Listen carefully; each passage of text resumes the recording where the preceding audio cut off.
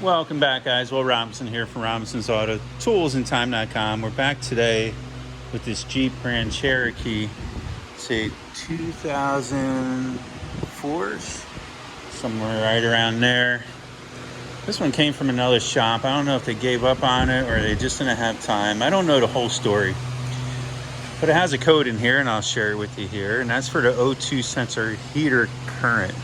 You know, most commonly, someone's going to throw an O2 sensor at it.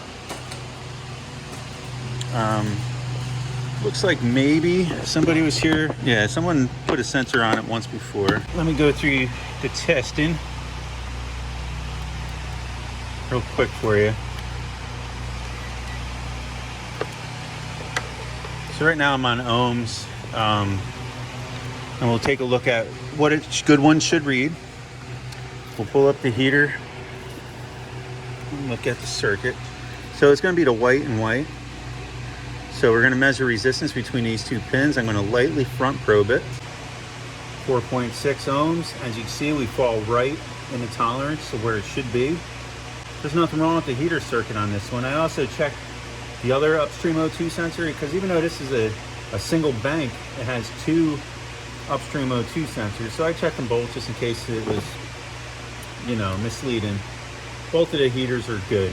Okay, so it's not that. So then I went and I wanted to test the control side, right? So I plugged it in here and I wanted to do a load test. So I used my a high amp light bulb that you've seen me use in the past.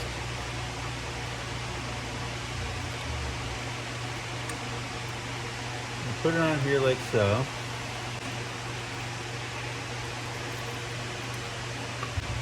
Turn key on.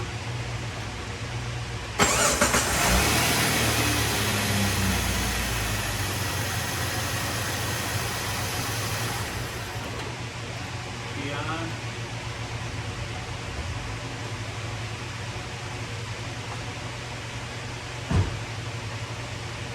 Okay, so as you see there, we have power and ground present. Very, very misleading. I'd be like, okay, something's going on with that heater, let's change it. That's not the case. I did the same test on the back O2, and guess what? It's pulsing. Let me show you. See how it's flashing? Alright. Your front O2 sensor should be doing the same thing. So either that driver inside that computer is shorted, or we have something with the wire integrity. All right, so I take you over here. I removed the 210 millimeters from the water bottle and I moved it up out of my way. We're looking at the number one connector here. I'm gonna unplug it. Okay, if you flip it over, you'll see that it's numbered. It's going to be hard for me to show you, but however, it's this wire here. It's the brown with orange tracer. Brown with orange tracer. It's the 8th pin. Okay, and it comes from this side. So 1, 2, 3, 4, 5, 6, 7, 8. It's the first one after that little bit of space. Okay, that's the one that goes over there. Check this out. And I'm like, all right, before I get too crazy with this, let's go back over with this unplugged and see if I still have ground present on the plug. And I do. So what's that telling us? The ECM might be okay, right? So let's not jump to conclusions. Most likely this conductor shorted the ground somewhere. So then what do we do from there? We do the old wiggle test. And I'll show you how I went about doing it. Put this here. Put it on my conductor.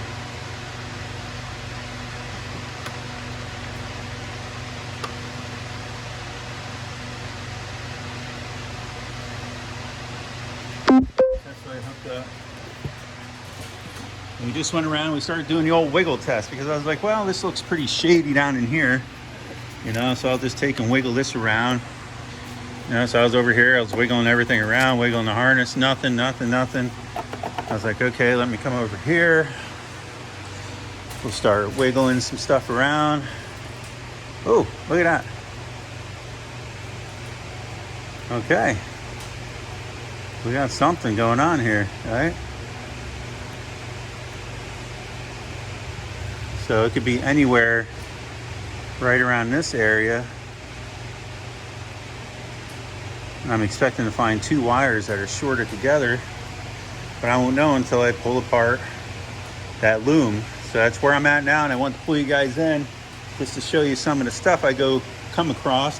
And once I find the problem here, I'm going to pull it back and I'm going to reveal it to you guys.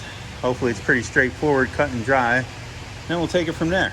Okay, so I peeled it back until the test light went out. You know, so I was essentially just doing what I was showing you. I got the ECM plugged back in because I know the problem's not over there. So I just unplugged it, and then I found it's this guy right here, and it was stuck fast, man. So I popped it off of this wire where it's been rubbing through. I think it was this black wire here. I wonder if he was having temp sensor problems at one point as well, but I guess it really wouldn't hurt anything. So I'm going to tape these up really good. I'm going to tape this guy up real good. I don't see any green crusties where it was rubbing.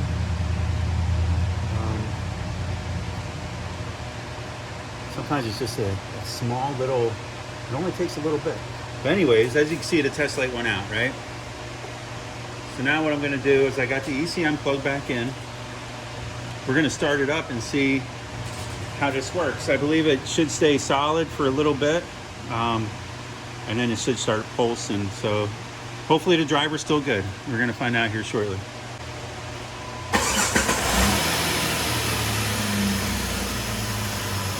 we got a solid light. Come on, baby. Come on. Haha, there you go. Woohoo! There's your AutoZone diagnostics for you. I'll throw an O2 sensor at it. You got an O2 heater code. This is what you got. That's your problem. No parts required. I'll take some liquid tape and put it on that little spot. And then I'll also tape over everything. And what I'm gonna do is keep this harness separate. And then tape this back up.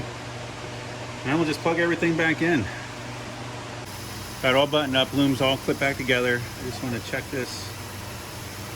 Perfect. Push the cycling, computer took over. I'm going to do the old wiggle test, make sure we don't lose anything. We're going to hook this side to negative now, so when I find a power, we should be good. Okay, we're good. The old wiggle test. All right, I feel good plugging it back in. I'm going to turn it off. All right, throughout that test, I probably created a couple more codes. Plug this back in, make sure it clips.